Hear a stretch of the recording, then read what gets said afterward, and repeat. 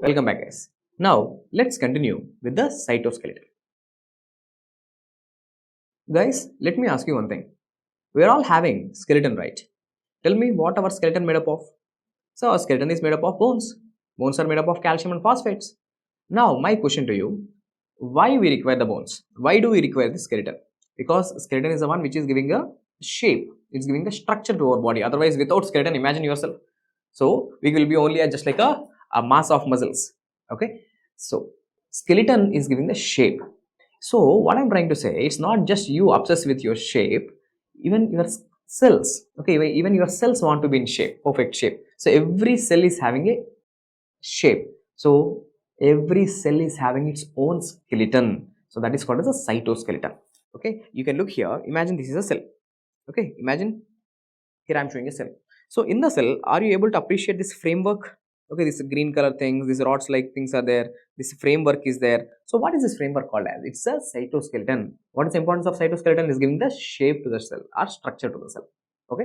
Now, sir, our human skeleton is made up of what? It's made up of the bones. But what about the cytoskeleton? Is it made up of bones? No, it's made up of different proteins. Okay, it's made up of different proteins, different structures called as microtubules. The cytoskeleton of our cells are mainly categorized into three types: microtubules, microfilaments, and intermediate filaments. Based on what? Based on their size. If you look at a microtubule, what is the size of the microtubule? 25 nanometers. Microfilament 7 nanometers. Intermediate filaments 10 nanometers. You can see here. See, this is a microtubule. The one which I'm pointing here, this is a microtubule. This is a microtubule. See, what is the diameter of this microtubule? The diameter of the microtubule is 25 nanometers. And the one which you are seeing here, this is the intermediate filament. So, what is the diameter of this intermediate filament? 10 nanometers. And what is the diameter of this microfilaments? 7 nanometers. So, based on the size, the cytoskeleton is mainly divided into three types: microtubules, microfilaments, intermediate filaments. And tell me, what is the function of this cytoskeleton? Already I have taught you one function. The function of the cytoskeleton is to give the structure to the cells. Okay, our cells want to be in the shape. So, that's because of the cytoskeleton. Not only that, later I will teach you the cytoskeleton helps in cell division, also helps in intracellular transport. Okay, helps in the intracellular transport, means transport within the cell. Now, if we complete these three, the topic will be completed.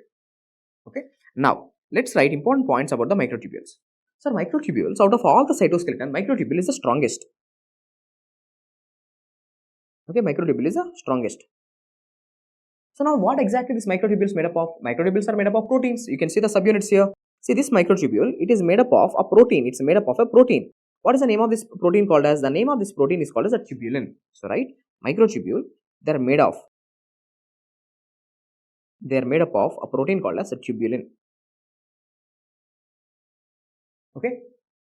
Now, see these microtubules, they will grow, sir. So, how to understand this? Let me put it this way. See, are you growing or not? Yes, we are all growing. From a small kid, we are all growing. So, along with us, our skeleton also grows or not? Yes, our skeleton also grows, our bones also grows. In the same way, when a cell is growing, okay, when a cell is growing, even the cytoskeleton also grows. So, these microtubules, they are dynamic. They are dynamic, which means they will grow. So, for example, if I am showing a microtubule over here, imagine this is a microtubule. With the addition of new tubulin molecules, okay, on one end, new tubulin molecules are going to add up, so that what happens? The microtubule is going to elongate. The microtubules can grow. So, the end which will grow is called as a positive side. The end which will grow is called as a positive side, and the end which will not grow is called as a negative side. Okay, so microtubules, they are dynamic. Now, let's discuss about a microfilament. Okay, microfilament. What are the examples of microfilaments, sir? The examples of microfilaments include actin and myosin. Actin and myosin. Now, students will start to have it out. Sir, actin, myosin, we have studied them in the muscle. They are helping in the muscle contraction. This is true. But what about this actin and myosin? See, actin and myosin, these proteins, they are not only present in the skeletal muscles or smooth muscles, they are also present in each and every cell in your body. Now you will start to have it out what they are doing, sir. These are cytoskeletal actin and myosin. Okay, they are a part of cytoskeleton. They are giving the shape to the cell, structure to the cell. Okay, so yes, actin, myosin, and they are also dynamic in nature. Okay, what? They are also dynamic in nature. What does it mean by they are also growing? They are also growing. They will also grow. Then what about the intermediate filaments? See, these intermediate filaments, they are most numerous. Most numerous means more in number. Most numerous.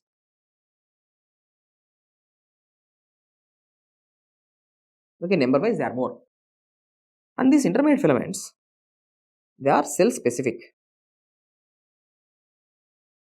What does I mean by cell specific? Means they are present in specific type of cells. For example, let's say this is one intermediate filament, which the name is called as a keratin. Let's say this intermediate filament is only present in a specific type of cell. It means only present in certain types of cells, not every cell.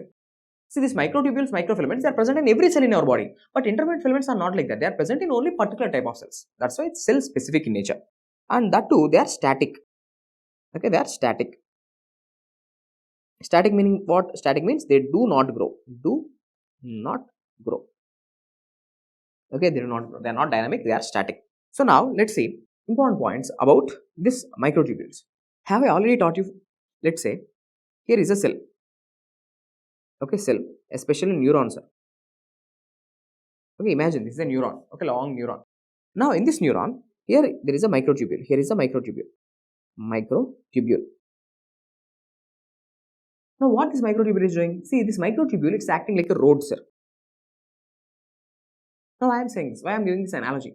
See, on the roads, who are moving? See, on the roads, cars are moving. No, cars are moving on two different directions. On one side of the road, the cars are moving in this direction. The other side, the cars are moving in the opposite direction. Okay.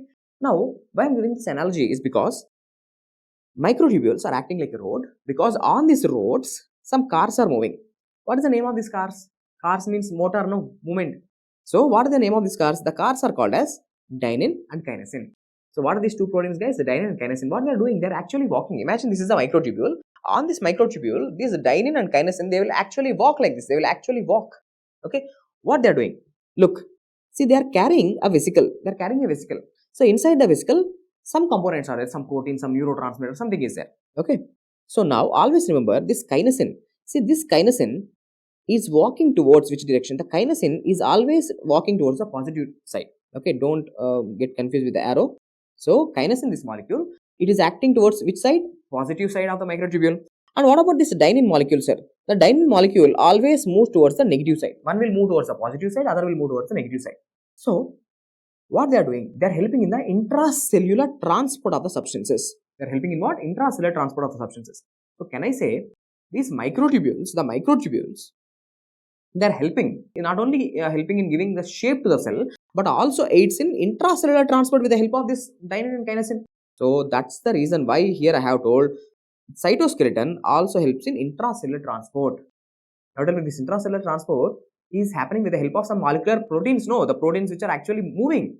So what is the name of those proteins called as? They are called as molecular motors. They are called as molecular motors. Means they are molecules which are actually moving. So what are the different examples of molecular motors? Very, very, very important for your exams. The examples of the molecular motors include dynein, kinesin and myosin.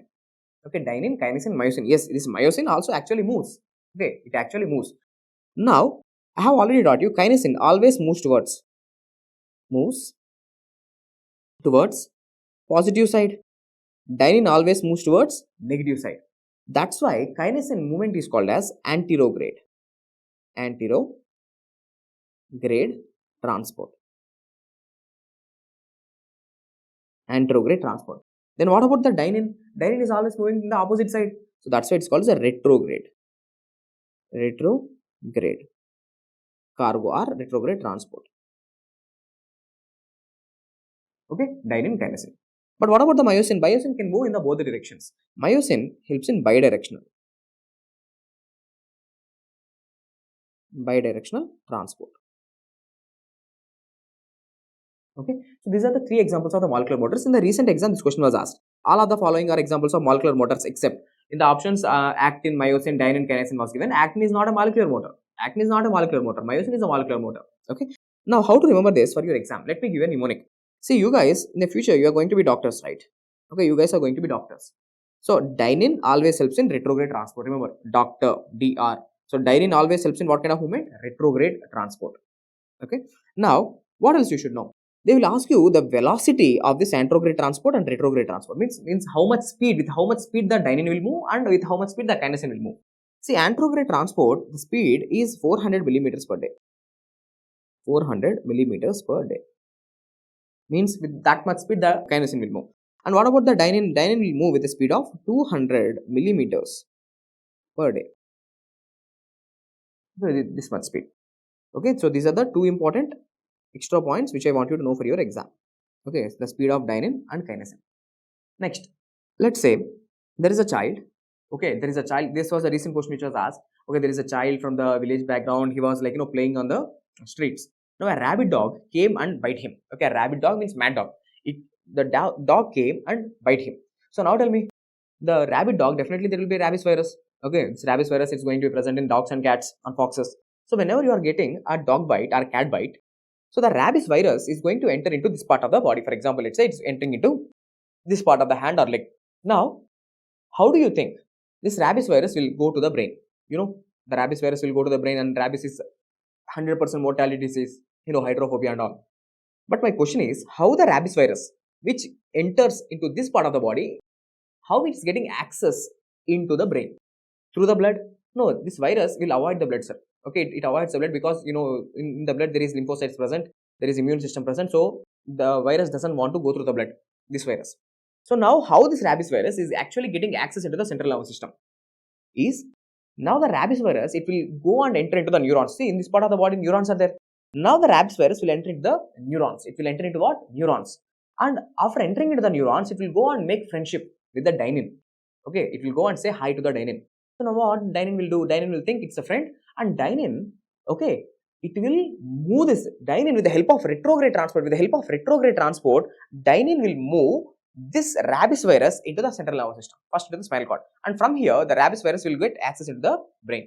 So now, right, certain viruses like rabies virus and toxins like tetanus toxin, how they are getting access into the central nervous system? They uses these viruses, they will use the retrograde transport. They will go and make the friendship with the dynein. So what the stupid dynein will do? The stupid dynein will bring it to the central nervous system. So uses the retrograde transport to enter into the central nervous system. Okay, this is very, very important for your exam. Next, after discussing what else you should know regarding the microtubules. Guys, look at this image.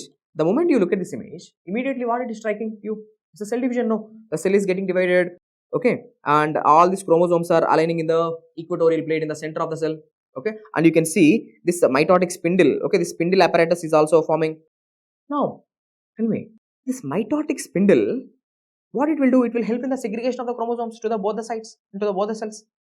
Now, this spindle apparatus, it is nothing but, okay, this spindle apparatus or this mitotic spindle, this is nothing but microtubules. So, right, mitotic spindle is made up of what? The mitotic spindle, sir, it is actually made up of the microtubules. Okay, it's nothing but a microtubule. So, can I say the microtubules, which are the cytoskeleton, which is a part of cytoskeleton, aids in cell division, helps in cell division. So, that is the reason here I have taught you the cytoskeleton helps in cell division. Not only giving the structure to the cell, but helps in the cell division. Also helps in intracellular transport with the help of dynein and kinesin. Okay. Next. Now you tell me, if I can inhibit this mitotic spindle, if I can inhibit this mitotic spindle, do you think cell division can occur? No, cell division cannot occur. So that's why microtubule inhibitors, drugs like vincristine, vilbastine, colchicine, these drugs, what they will do? They will inhibit the microtubule formation, or they will inhibit the spindle apparatus formation. So without spindle apparatus, the cell division cannot occur. So tell me, in which condition you don't want the cell division to happen? In cancers, we don't want the cancerous cells to grow. We don't want the cancerous cells to divide. So how can we inhibit the cell division or cancer growth? By using drugs like microtubule formation inhibitors.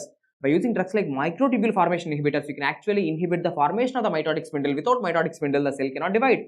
Okay, so this is the important thing. Vincristine, vinbastine, colchicine, they are used in the treatment of cancers. But important for your FMGE exam is this colchicine. It is used in the treatment of gout.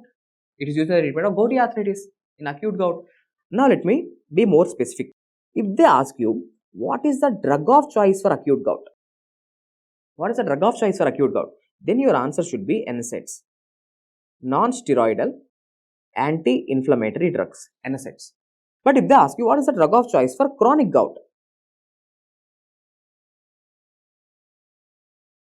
Okay, what is the drug of choice for chronic gout? Then the answer will be allopurinol. Okay, allopurinol. So these are also repeatedly asked areas for your exam. Okay, just know it. Now, after this, now let's discuss about the intermediate filament. Already I have taught you intermediate filaments are specific to the cells. Okay, they are not present in every cell, they are present in only particular type of cell. Now, what are the different examples of the intermediate filaments, guys?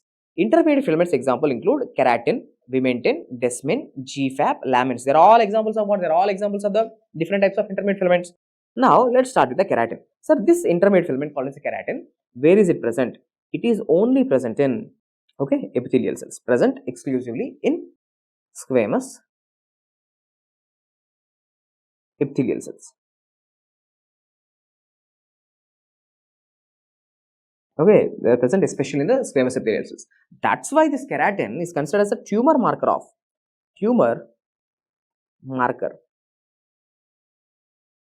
which cancers? See, if you are having a cancer of the epithelial cell, if you are having a cancer of epithelial cell, okay, then it is called as a carcinoma. The cancer of epithelial cells is called as what? Carcinoma. So, in a carcinoma, imagine there is a carcinoma, guys. Imagine there is a carcinoma. So, in the carcinoma, within the carcinoma, what intermediate filaments you will find? Keratin. So, it's a tumor marker of squamous cell carcinoma. Okay, that's why in your pathology you will study keratin pearls. Keratin pearls are seen in squamous cell carcinomas. Next, vimentin. Where is this vimentin present? Vimentin is present in the cells of connective tissue. They are present in the cells of connective tissue in origin. Okay, they are present in the cells of connective tissue. Example, fibroblast. Okay, fibroblast. So, you tell me what is the function of fibroblast? Guys, the fibroblasts are the one which produce the collagen. Okay, so in fibroblast, which intermediate filament will be present? Vimentin. Next, what about the desmin? So, it's present in muscles. Okay, present in skeletal muscles. Let's say skeletal muscles. So, that's why it's considered as a tumor marker of cancer of skeletal muscles is called as what? Rhabdomyosarcoma. Rhabdomyo means striated muscles or skeletal muscles. So, it's a tumor marker of rhabdomyosarcoma. So, in a patient who is having a rhabdomyosarcoma, you take up the biopsy from the rhabdomyosarcoma, and if you look, what filaments you can feel? You can see the desmin. You can see the desmin because it's present in the skeletal muscles. Totally present in the skeletal muscles. Next, what about the GFAP? This is glial fibrillary acidic protein. Glial fibrillary acidic protein GFAP. It is present in astrocytes. So, it's a tumor marker of what? It's a tumor marker of astrocytomas. So, pilocytic astrocytoma, glioblastoma, multiforme, these are the tumors of the astrocytes. Okay, it's a tumor marker of astrocytomas. Next, lamins. Where these lamins are present? See, they are attached to the nuclear membrane. Nuclear membranes or nuclear envelope. Sometimes they will use the word nuclear envelope. See, these lamins, whenever they are defective, important point is they are defective. Whenever they are defective, that will cause a disease called as progeria. Okay, Hutchinson-Gilford progeria. In second year, we will study. It will cause a disease called as a progeria. But what is the problem with the progeria? The problem with the progeria is the patient will age early. There is early aging. Early aging. So, the person is going to age early. Okay, so the person even in younger ages will look older. A 20-year guy is going to look like a 50-year-old guy. Okay, something like that. So, with this, what we have completed? We have completed different types of cytoskeletal filaments like microtubules, microfilaments, intermediate filaments. Okay, and what are their functions and where are their locations?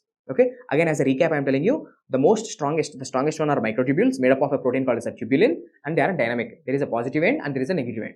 And microtubules, where are they helping? They are helping in intracellular transport with the help of dynein and tensile. And these microtubules are also helping in cell division. Microfilaments example, actin and myosin. See, this actin and myosin not only present in the muscles, but they are also present in each and every cell in our body, and they are acting as a cytoskeleton, giving the structure to the cell. Intermediate filaments, they are cell specific. They do not grow. Okay, they are present only in particular type of cells. What are the examples of intermediate filaments? Keratin, desmin, vimentin, GFAP, lamins. Okay, lamins, these are the examples. Guys, don't confuse. This is lamin, not laminin. Laminin is different. Laminin is present in the cell membranes. Okay, not the nuclear envelope. Laminin is different. Lamins are different. Okay, lamin defect is going to cause progeria. That is early aging. Okay, and never ever forget about the rabies virus. How the rabies virus is going to get access into our central nervous system? Rabies virus uses retrograde transport. That is a dynein.